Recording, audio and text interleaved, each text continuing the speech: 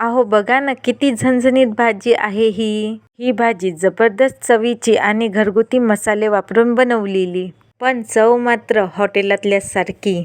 काही ठिकाणी मुंगण्याच्या शेंगा म्हणतात तर काही ठिकाणी शेवगा. तुमच्याकडे काय म्हणतात ते कमेंटमध्ये नक्की सांगा आणि सबस्क्राईब करायला विसरू नका.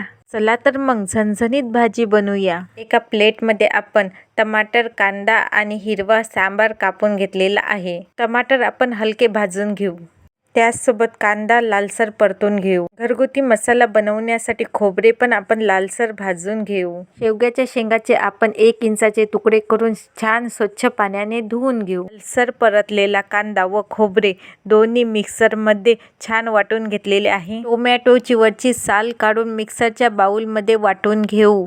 असे बारीक वाटलेले टोमॅटो आहे. अशा प्रकारे कलमीची पावडर व तीळ वापरलेले आहे. आपापल्या चवीप्रमाणे चटणी, मीठ तुम्ही बघू शकता. मिक्सरला वाटून घेतलेला कांदा खोबऱ्याचा पेस्ट, बारीक वाटलेला लसण व खिसलेली अद्रक, त्याचसोबत हिरवा सांबार, मिक्सरला वाटलेला हा टोमॅटोचा पेस्ट, ही सर्व सामग्री वापरलेली आहे. त्याचसोबत शेवग्याच्या शेंगा स्वच्छ धुवून एका बाउलमध्ये काढून घेतलेल्या आहेत. पुढे बघा, हॉटेलातली सारखी चव येण्यासाठी आपण भाजी कशी बनवतो. तुम्ही बघू शकता गॅस पेटवलेला आहे. गॅसवर एक पातेलं ठेवलेले आहे. सध्या गॅसचा पॉवर कमी ठेवावा.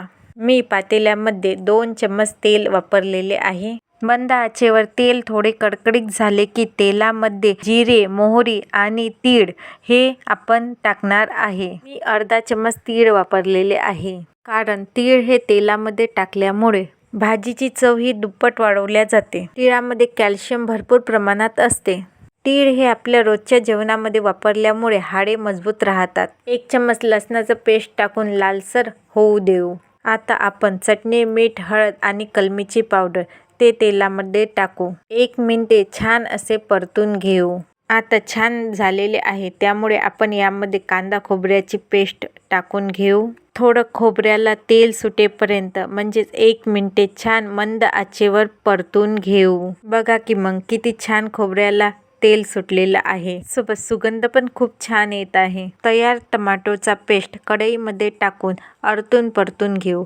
ते पण आपल्याला 1 मिनिटासाठी छान असा होऊ द्यावा लागणार आहे. तुम्ही बघू शकता घट्टसर मिश्रण तयार झालेले आहे. हा मसाला घरी अगदी 5 मिनिटात तयार होतो. शेवग्याच्या शेंगा कढईमध्ये टाकून छान मंद आचेवर आरतून परतून घेऊ. चटणी, मीठ, मसाल्याची चव शेवग्याच्या शेंगाला लागणार, त्यामुळे आपण छान प्रकारे आरतून परतून घेऊ. जर तुम्ही अशा प्रकारे घरगुती मसाले वापरून शेवग्याच्या शेंगाची भाजी केली तर हॉटेलातल्या सारखीच जबरदस्त भाजी लागणार. आपण झाकून 1 मिनिटे शेवग्याच्या शेंगा होऊ दिलेल्या आहे. शेवग्याच्या शेंगा थोड्या वाफेने शिजलेल्या आहे. 1 ग्लास इतके पाणी आपण उकळून घेतलेले आहे. उकळीचे पाणी शेंगाला टाकले आणि मंद आचेवर 2 मिनिटे शेंगा होऊ दिल्या.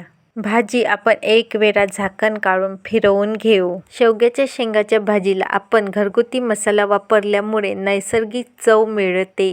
भाजीची चव अप्रतिम होते. आता पुन्हा झाकण ठेवून 5 मिनिटे होऊ देऊ. आता 5 मिनिटे झालेली आहे. आता आपण झाकण काढून बघू. मी शेंग तोडून बघितली. शेंग खूप छान शिजलेली आहे. आता शेवगा शिजलेला आहे, त्यामुळे आता शेवग्याच्या शेंगांमध्ये हिरवा सांबार मिक्स करून घेऊ. भाजी इतकी भारी, बघताच क्षणी खायची इच्छा होणार. लगेच भाजी प्लेटमध्ये काढून घेऊ. तयार आपली झणझणीत भाजी. इतक्या जबरदस्त रेसिपीसाठी 1 लाईक व्हायलाच हवे आणि सबस्क्राईब करायला विसरू नका. पुन्हा भेटू.